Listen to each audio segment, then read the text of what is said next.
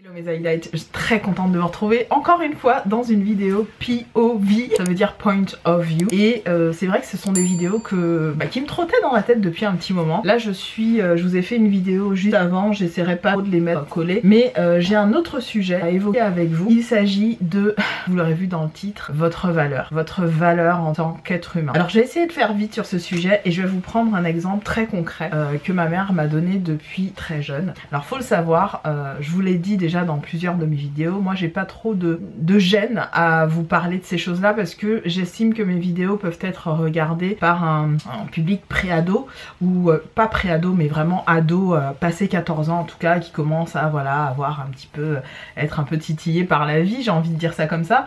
Je regarde mon visage parce que je sors des transports et comme j'avais mon masque, je regarde si j'ai pas trop de traces. Non ça va, j'ai pas eu trop de transferts. Moi je vais ranger un petit peu ça, vite fait.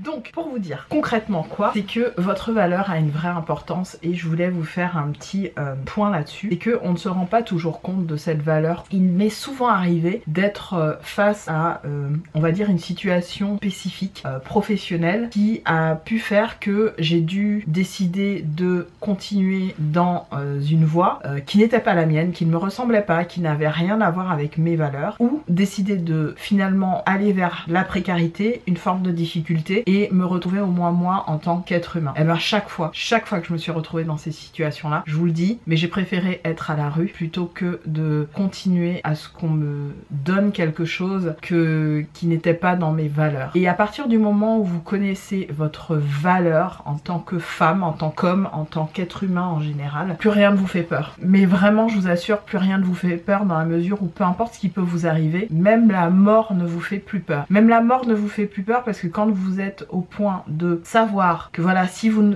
arrêtez quelque chose, que ça va être dur au début, mais que vous allez vous en sortir et que vous vous faites confiance et que par rapport à vos valeurs intrinsèques en tant qu'être humain, vous souhaitez suivre ça, le chemin du bien plutôt que celui de la facilité ou une forme de mal-être, une forme de mal, vraiment choisissez toujours finalement celui qui est en concordance avec votre valeur humaine. Je vais vous prendre un autre exemple qui est très concret et assez sain. C'est que, et ça je vous l'ai souvent dit, oui voilà, je reviens, je raccroche les wagons. C'est vrai que je parle assez facilement de la vie intime. Moi j'ai connu la vie en tant que telle très tard, sur mes 21 ans, ok. Et quand j'ai eu l'occasion d'avoir cette expérience physique avec une autre personne, j'en ai parlé, la première personne à qui j'en ai parlé c'est à ma maman. Et j'ai pas pu lui dire en face, et je lui ai écrit une lettre qu'elle a gardée jusqu'à présent, donc c'est assez intime. Je trouve ça génial que ma maman ait gardé cette lettre. J'ai pas eu le courage de lui dire en face et donc je lui ai écrit une lettre. Et je me souviens que ma mère me disait toujours: Peg, ton corps n'est pas un sac poubelle. Ton corps a une valeur inestimable.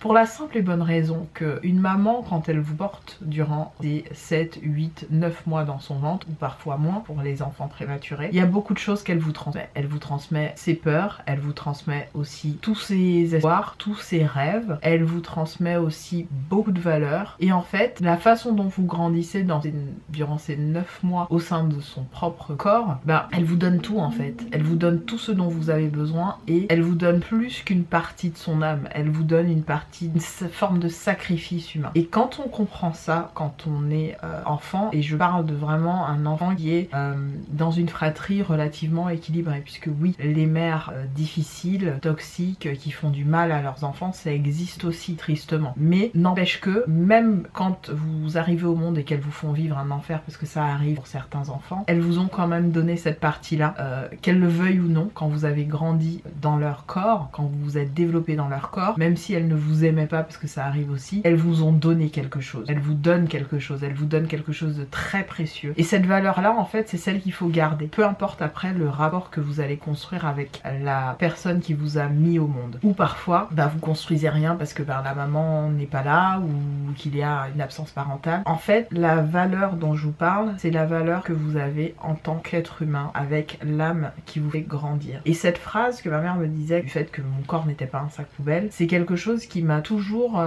qui est toujours resté en moi. C'est-à-dire même si je pouvais avoir des fantasmes et je pouvais avoir envie de faire certaines choses avec certaines personnes, je me cantonnais à cette phrase en me disant: mais Peg, ton corps effectivement n'est pas un sac poubelle. poubelle. Donc tu peux, ce qui est génial avec l'imagination et ce qui est génial avec la façon dont on est plus ou moins tous construits, c'est qu'on peut s'imaginer plein de choses et se faire du bien mentalement à travers plein de choses. Moi vous le savez, je vous ai fait une vidéo à ce sujet, mais j'ai pas du tout de gêne avec ça. Voilà, je vous mets ça ici, vous aurez compris. Et à travers ça, en fait, je me rends compte que je me fais du bien sans craquer sur certaines choses et me laisser aller à certaines pratiques ou certaines choses que je pourrais me permettre de faire, puisque oui, évidemment, comme beaucoup d'autres personnes sur cette planète ou beaucoup d'autres femmes de mon âge, on peut être très facilement sollicité, on se fait très facilement draguer, on pourrait très facilement tomber dans un espèce de vie, de double vie, de vice, de choses comme ça. Sauf que je me raisonne et même si oui, parfois il peut arriver que des choses se passent, elles ne se passent pas dans une gravité telle que, on va dire, qu'elles influent sur ma relation de couple, et heureusement vraiment, parce que je pense que on est tous entourés de personnes qui ont envie de vous faire flancher, qui ont envie de vous voir instable dans une vie de couple ou en difficulté ou pas à l'aise. Ou moi j'ai cette chance, et c'est vrai, j'ai cette chance aujourd'hui dans mon couple d'avoir une stabilité et de pouvoir tout se dire. Même si demain il y a cassure par tromperie ou par peu importe, je sais que notre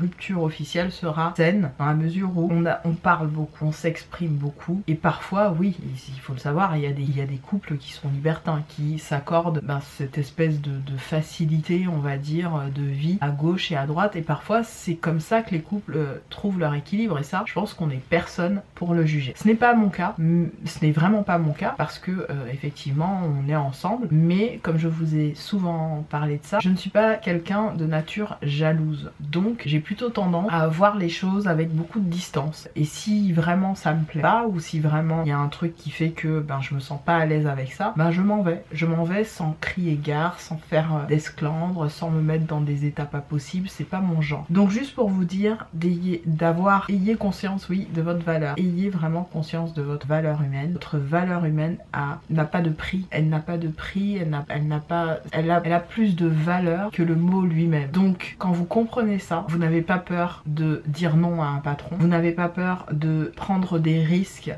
pour vous amener vers votre meilleur vous, ou la meilleure version de vous, et vous n'avez pas peur de finalement vous libérer et de laisser en fait la postérité, les gens, vous voir tel que vous êtes. Et c'est très important de connaître sa valeur, d'avoir foi en vous, et d'avoir foi aussi en l'entité qui nous a mis sur cette petite planète qui est la Terre. Voilà, c'était mon petit message du jour. Ayez vraiment foi en vous et ayez vraiment conscience de votre valeur. C'était ma petite phrase par rapport à ça. N'hésitez pas à me dire en commentaire des éléments de valeur que vous souhaitez voilà, garder, que vous savez que vous avez, et qu'est-ce que vous en pensez de cette valeur humaine. Est-ce qu'elle mérite aujourd'hui d'être défendue plus que tout, plus que l'argent, plus que tout au monde? Cette valeur humaine mérite une place intégrante dans nos vies. Voilà, je vous embrasse fort mes highlights, n'hésitez pas à faire tous les trucs YouTube, j'ai oublié de le dire dans ces vidéos POV, je vous les remets ici, et on se retrouve dans une prochaine. Salut!